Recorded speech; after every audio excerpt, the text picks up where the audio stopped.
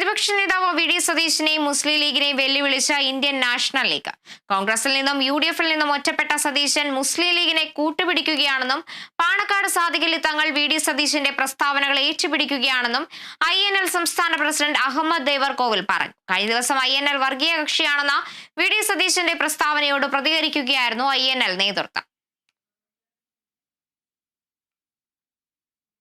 കോൺഗ്രസിനോടൊപ്പം നിൽക്കുന്ന മുസ്ലിം ലീഗിനെ പ്രീതിപ്പെടുത്താൻ വേണ്ടിയായിരിക്കാം പ്രതിപക്ഷ നേതാവ് അത് പറഞ്ഞത്. അദ്ദേഹത്തിന്റെ നിലനിൽപ്പ് തന്നെ ഭീഷണിയായ ഒരു കാലഘട്ടമാണിത്. സ്വന്തം പാർട്ടിക്കകത്ത് പോലും പാണ്ഡൻ നായുടെ പല്ലിന് ശൗര്യം പണ്ടേ പോലെ ഫലിക്കുന്നില്ല എന്ന് പറഞ്ഞതുപോലെ അദ്ദേഹം പറയുന്നത് കേൾക്കാൻ കോൺഗ്രസുകാർ തയ്യാറില്ലാത്ത ഒരു കാലഘട്ടമാണ്. സ്വാഭാവികമായും കോൺഗ്രസിനകത്തും UDF-നകത്തും ഒറ്റപ്പെട്ടുകൊണ്ടിരിക്കുന്ന സതീശൻ പിടിവിട്ട വള്ളിയായി മുസ്ലിം ലീഗിന്റെ പ്രീണനത്തിൽ ഞങ്ങൾക്ക് ജീവിക്കാൻ കഴിയുമോ എന്നുള്ള ശ്രമത്തിന്റെ ഭാഗമാണ് INL നേരെ കുതിര കയറാൻ വന്നിട്ടുള്ളത്. സയ്യിദ് സാദിഖലി തങ്ങള് വി.ഡി. സതീശന്റെ ഈ പരാമർശങ്ങളെ പ്രസ്താവനയെ ഏറ്റുപിടിച്ചിരിക്കുക.